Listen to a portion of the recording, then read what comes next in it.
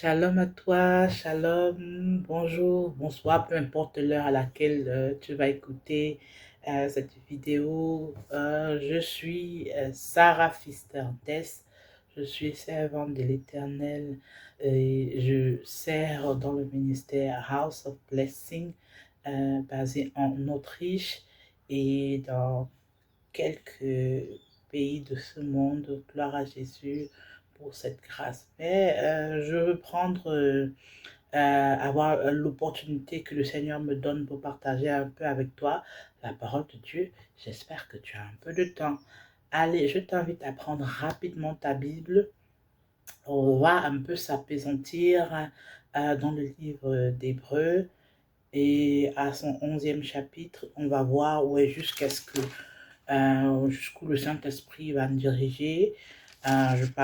On va commencer à partir du premier verset, Hébreux 11, premier verset, et on va voir 6 ou 7, voilà. Alors avant qu'on commence, laisse-moi prier quelques minutes afin que le Seigneur prépare nos cœurs, parce que moi aussi je vais être enseigné par le Saint-Esprit.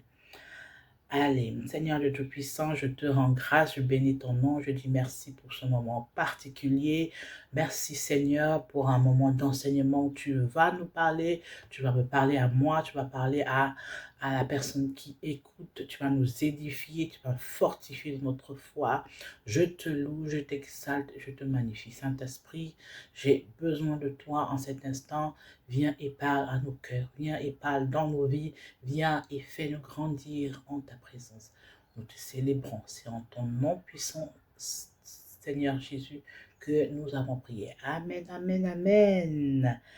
Voilà, assez rapidement, dans le livre d'Hébreux, comme j'ai dit, Hébreux 11, à son premier verset. Là, on va parler de la foi. La foi, j'ai l'ancienne version de Louis II. Je ne sais pas quelle version tu as à la maison, mais ça n'a toujours pas de rôle. Ça va différer d'un mot à un autre, mais le contexte sera quand même assez similaire. Donc, on va parler de la foi. La foi, c'est quoi? La foi dans sa nature, ses effets, quelle est la promesse qui s'attache aussi à la foi? Qu'est-ce qu'est la récompense de la foi quand nous avons la foi? Je ne parle pas d'une foi qui change en fonction de nos émotions, mais une foi qui est basée selon la promesse de Dieu, une promesse sûre et certaine. Dans le premier verset, on dit « Or, la foi est une ferme assurance des choses qu'on espère, une démonstration de celles qu'on ne voit pas, des choses qu'on espère. » En quoi poses-tu ton espérance? En quoi poses-tu ton espérance? C'est une question cruciale quand même qu'il faut se poser. Je ne sais pas pour toi, mais en quoi poses-tu ton espérance? Est-ce que c'est d'avoir des biens matériels? Est-ce que c'est avoir une longévité, vivre jusqu'à 80, 100 ans? Est-ce que c'est peut-être de voir tes enfants atteindre tel ou tel autre objectif? En quoi poses-tu ton espérance? Voilà, une démonstration de celle qu'on ne voit pas. Les choses, pour l'avoir possédée, les anciens ont obtenu un témoignage favorable. Pour avoir possédé quoi? La foi. La foi. On parle ici de posséder comme si on parlait d'un objet. Voilà. Si par exemple j'ai un objet comme ça, je le possède, il m'appartient. C'est je veux dire, un carnet de notes qui m'appartient, je le possède. On parle ici dans le verset 2 des anciens, donc ça veut dire vraiment les anciens dans la foi. On parle là d'Abraham, le père de la foi, peut-être Sarah aussi, et tous ceux qui ont vraiment, à qui Dieu s'est révélé comme le je suis, et qui ont vraiment possédé cette foi, comme j'ai pris l'exemple de posséder mon carnet de notes. Ils ont possédé la foi et ils ont eu un témoignage favorable. Je ne sais pas, est-ce que toi tu possèdes la foi? Est-ce que la foi est quelque chose de très loin pour toi? Peut-être il va falloir qu'on commence à visualiser un peu la foi comme quelque chose que nous devons acquérir à tout prix. Je ne sais pas qu'est-ce que tu as à la maison que tu aimes beaucoup, hein. Peut-être pour les uns, c'est la télévision, d'autres, c'est un téléphone, et peut-être encore d'autres, des vêtements, des chaussures. Il y a sûrement, comme on dit, un vêtement préféré, une chaussure préférée, un élément à la maison préféré. Mais imagine-toi, comme on parle ici de la foi en tant que quelque chose qu'on peut posséder. Si c'était possible pour toi de posséder la foi et que ça devenait un élément très crucial, qu'est-ce qu'il en serait de toi? Voilà. Au partir du verset 3, on dit, c'est par la foi que nous reconnaissons que le monde a été formé par la parole de Dieu. Nous n'étions pas là, mon frère, ma sœur, quand le monde a été formé. Nous n'étions pas là. Nous avons naturellement le témoignage de la Bible qui nous rapporte fidèlement comment les événements se sont passés. Mais ce n'est que par la foi. Revient à ça. Je possède la foi et à travers la foi que je possède, j'arrive vraiment à captiver, à accepter, oui, à m'imprégner de tout ce qui m'a été dit dans la parole de Dieu. La foi comme un élément très crucial. Allez, on retient ça. Voilà. Donc, au verset 3 encore, c'est par la foi que nous reconnaissons que le monde a été formé par la parole de Dieu, en sorte que ce qu'on voit n'a pas été fait de choses visibles. Alléluia. Je relis encore. C'est par la foi que nous reconnaissons que le monde a été formé par la parole de Dieu. Voilà, comme je l'ai dit, effectivement. En sorte que ce qu'on voit n'a pas été fait des choses visibles. Mon frère, ma soeur, ça c'est très puissant. C'est quoi qu'on voit? Ben, effectivement, dans la nature, on voit des arbres, on voit la lumière, on voit la lumière du soleil, on voit, oui, la végétation en général, on voit des animaux, on voit le ciel, les nuages, on voit, oui, la lune dans la nuit, on voit les étoiles, on voit tellement de choses dans la nature. Ça, c'est à l'étape visible. Mais imagine un peu, d'après ce que la Bible nous dit, que ces choses visibles ont été créées par quelque chose d'invisible. Ça, c'est très puissant. Et je prie que le Saint-Esprit t'aide vraiment à comprendre de quoi il s'agit.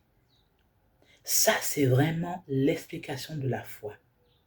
Les choses visibles qui sont créées par quelque chose d'invisible. Et là, ce dont on a appris, c'est écrit par la parole de Dieu. La parole de Dieu a créé tout ce que nous voyons aujourd'hui, qui pour nous fait partie du quotidien. Tout à fait normal, du moins pour la plupart d'entre nous, de sortir, de voir tel arbre, telle végétation, telle ou telle chose. Mais de savoir que tout ça a été créé par la parole de Dieu. Quand Dieu lui-même disait dans le livre de Genèse que la lumière soit, et la lumière apparaît, que telle chose arrive et telle chose prend place. Ça, c'est puissant. Ça, c'est la foi. Alléluia. On va un peu essayer de continuer au niveau du verset 4. On dit, c'est par la foi qu'Abel offrit à Dieu un sacrifice plus excellent que celui de Caïn. C'est par elle qu'il fut déclaré juste. Par la foi qu'il fut déclaré juste.